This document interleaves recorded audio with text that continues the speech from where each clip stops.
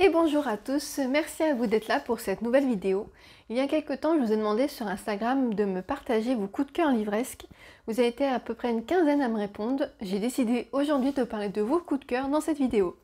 Alors il y en avait 4 que j'avais dans ma bibliothèque, donc je pourrais vous les montrer. Pour les autres, je vous mettrai une capture d'écran de la couverture, hein, à droite ou à gauche, on verra bien. Et je vous parlerai ensuite à la fin de mon coup de cœur livresque personnel que j'ai eu depuis 2 ans et pour l'instant il n'a pas été détrôné. Donc j'ai mes petites notes, hein, parce que bon, je tenais à vous citer, puis bon, je connais pas tous les livres dont vous m'avez parlé, donc je vais avoir un petit résumé. Donc le premier dont je vais vous parler, c'est La Chambre des Merveilles de Julien Sandrel. C'est Delphilix qui l'a cité. En fait, on est sur une histoire d'un drame familial où vous avez un garçon, un adolescent qui est victime d'un accident et qui se retrouve plongé dans le coma. Sa mère est complètement désespérée, ce qui est normal face à la situation, et ne sait trop quoi faire pour l'aider. Et un jour, alors qu'elle range sa chambre, elle va tomber sur une liste où il a noté toutes les merveilles qu'il aimerait faire dans sa vie. Et en fait, pour faire honneur à son fils, cette mère va partir en quête de ces merveilles. De tout ce qu'Ingenue en retour, c'est une belle histoire, c'est une histoire sincère et touchante, et avec une très belle relation mère-fils, vraiment très fusionnelle. Donc voilà, si vous l'avez lu, qu'en avez-vous pensé? Ensuite, il y a l'Acrolyseuse qui m'a dit que son coup de cœur livresque était Aquarium de David Van. Donc ça, c'est édité chez Gallmeister. Là, on est sur une histoire d'amitié entre un vieil homme et une jeune fille. En fait, la jeune fille passe beaucoup de temps libre dans un aquarium, et ce monsieur aussi, car elle est passionnée de vie sous-marine. Et en fait, ce point commun, cette passion commune, va les rapprocher. Sauf que la mère de la jeune fille est absolument contre cette amitié. Et il y a une raison, en fait, cet homme semble lié aux deux personnes d'une quelconque manière. Voilà, ça m'a l'air d'être une belle histoire d'amitié, peut-être histoire de secret de famille, à voir. En tout cas, c'est pas la première personne qui m'en parle. J'ai une amie qui l'avait lu il y a quelques temps, qui m'avait dit que c'était vraiment un livre très profond, vraiment très bien écrit. Donc voilà, ça peut être une belle découverte. Ensuite, il est revenu 2 fois et il se trouve que je l'ai dans ma pile à lire. Il s'agit de Né d'aucune femme de Frank Buis. Donc c'est Douceur Plume et Pauline CMP qui m'en ont parlé. J'ai pas encore lu ce livre, il est dans ma pile à lire. J'ai eu par contre la possibilité d'écouter un passage en audiolib il y a quelques mois, presque un an, en faisant un trajet en voiture, et j'avais trouvé l'écriture très agréable à écouter en tout cas. Donc là on est sur, ça commence par un décès, vous avez un prêtre qui est appelé pour bénir un corps, et avant de se rendre auprès du corps, donc c'est une femme, et il croise une personne qui lui dit dans les vêtements de la décédée, vous trouverez un carnet. Il faut absolument que vous le récupériez. Donc voilà, le prêtre est muni d'une mission, en plus de bénir le corps, il doit récupérer un carnet. Qu'y a-t-il dans ce carnet? Pour le savoir, il faut lire le livre. Mais voilà, ça m'avait fait très envie, c'est pour ça que du coup je l'ai dans ma bibliothèque. Je pense que je le lirai peut-être pas en 2020, mais en 2021, c'est sûr, je vais le lire. Ensuite, Charabia Books m'a parlé du livre N'essuie jamais de larmes sans gants de Jonas Gardel. J'avais déjà entendu parler de ce livre il y a un petit moment, comme quoi c'était un très bel ouvrage. Là on est sur une histoire, je pense, hein, d'après ce que j'ai compris du résumé, une histoire d'amour entre 2 hommes dont l'un va être fauché par le sida. Donc rien que déjà le sujet est quand même assez grave, assez dur. Ça doit être quand même une lecture assez touchante, assez coup de poing, donc à voir. C'est aussi un bel hymne à la tolérance, d'après ce que j'ai lu. Ensuite, Lucadine Books m'a dit que son coup de cœur livresque était Le choix de revivre de Claire McIntosh. Donc là, on est sur une histoire de couple qui vont se retrouver face à une décision lourde et importante pour leur avenir. Et en fait, comment va se passer cette prise de décision? Est-ce qu'elle va impacter sur leur couple? Donc là aussi, hein, je vous fais part du résumé, hein, je ne l'ai pas lu non plus. Ensuite, Matushka m'a parlé de La couleur des sentiments de Brian Stockett. Bon, il se trouve que ce livre, je l'ai dans ma pile à lire, je l'ai acheté chez Emmaüs il y a quelques temps. Il y a une belle brique, hein, il fait plus de 600 pages, mais c'est vraiment un classique de la littérature. Qui est un hommage à l'esclavage, qui est vraiment une référence au niveau littérature, qui a été l'objet d'une adaptation cinématographique aussi que j'avais regardée, il me semble, que j'avais trouvé très très bien. Donc là aussi je l'ai, pourquoi pas 2020, hein, peut-être on va arriver à faire une petite pile pour 2021, pardon, excusez-moi. Donc là en fait on suit le quotidien des femmes de ménage noires en Amérique dans l'année 1962. Et en fait on voit comment elles sont complètement tributaires de leur emploi, tributaires de leur réputation auprès des Blancs. Et en fait une étrange amitié va naître entre deux femmes noires et une femme blanche, ce qui est pour l'époque quelque chose d'exceptionnel. Et en fait, ce livre trace un peu toute cette relation, l'évolution aussi de la perception des Noirs dans la population.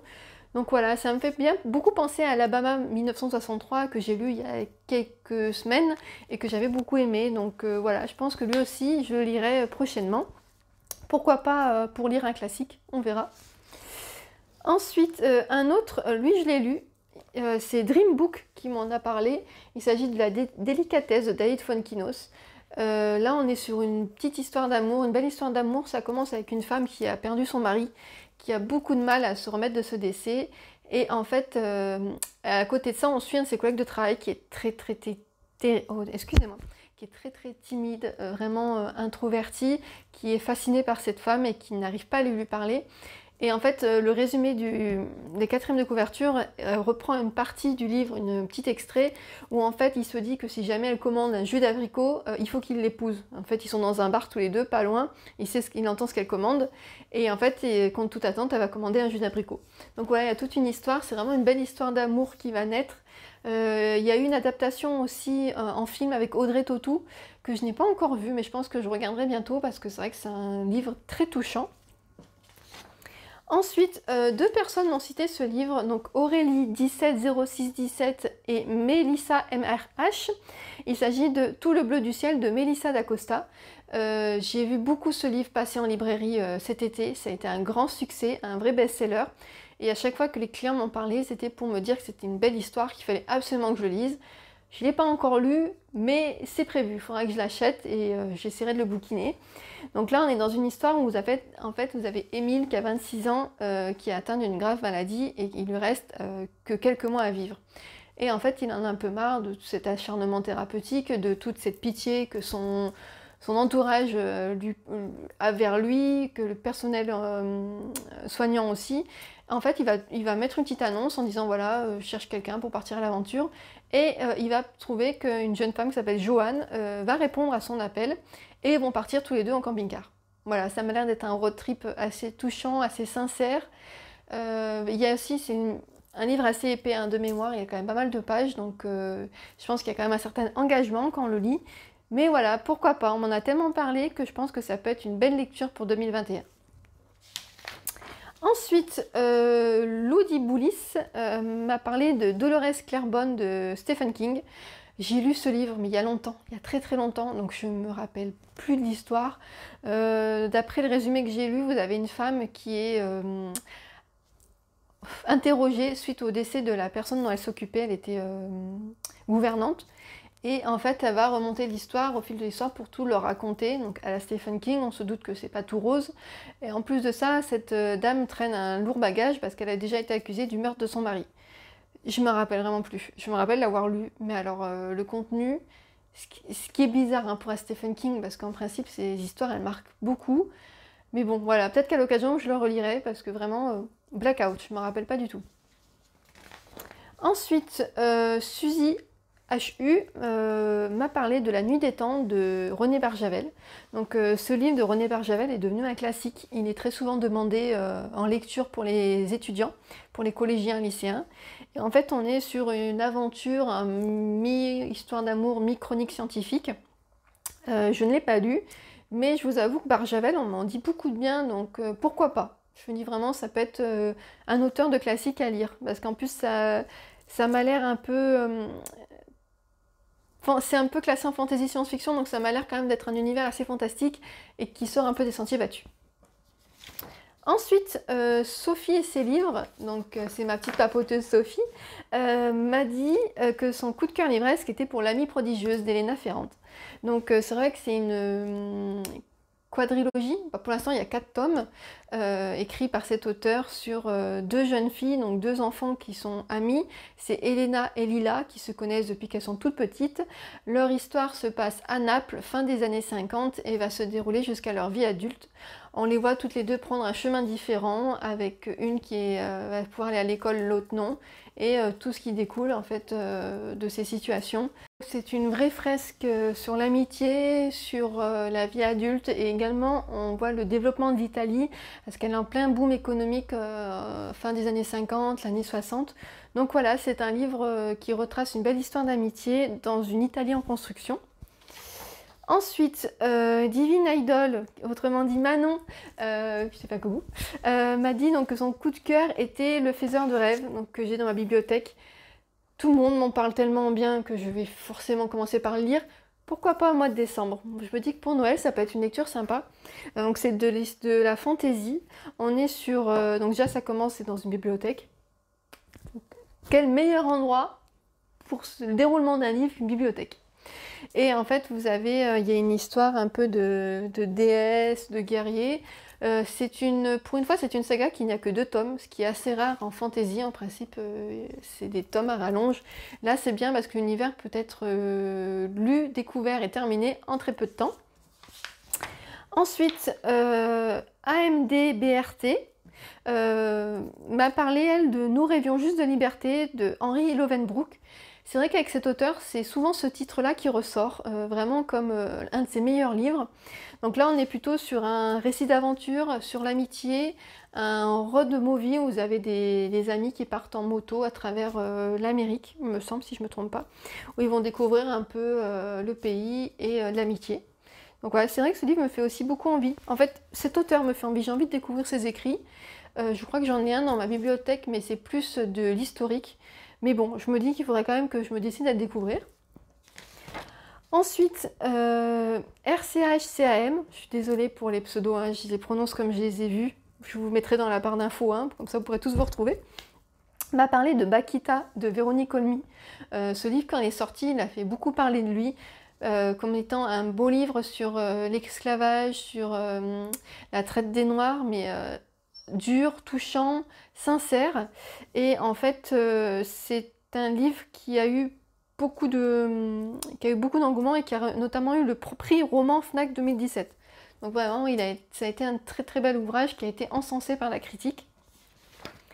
Ensuite, Smile09, autrement dit Laura, ma papoteuse aussi, m'a parlé d'un de ses coups de cœur que j'ai eu la chance d'écouter grâce à elle, et c'est aussi un coup de cœur. Il s'agit de Ensemble c'est tout d'Anna Cavalda.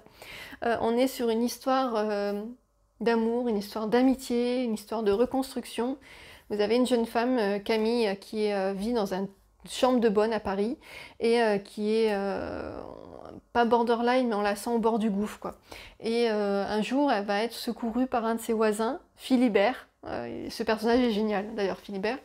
Et il va l'aider, il va la prendre sous son aile et elle va venir vivre avec lui dans son grand appartement qui garde pour une histoire de succession. Et dans cet appartement vit en colocation Franck.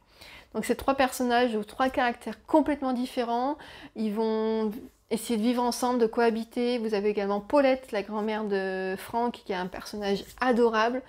J'ai adoré écouter ce livre. En plus, en audiolib, il y a de la musique, il y a du violon, du piano, voilà, à chaque fois. Chaque personnage a un personnage attitré. Il y a notamment Julie Gaillet qui parle dans ce livre. Et vraiment, j'ai adoré. Très très belle expérience. Je suis même un peu déçue de ne pas l'avoir dans ma bibliothèque. Donc je pense qu'à l'occasion, si je le trouve d'occasion, je l'achèterai. Et enfin, mon petit coup de cœur à moi, je vous en ai déjà parlé. Ceux qui me connaissent ce coup de cœur.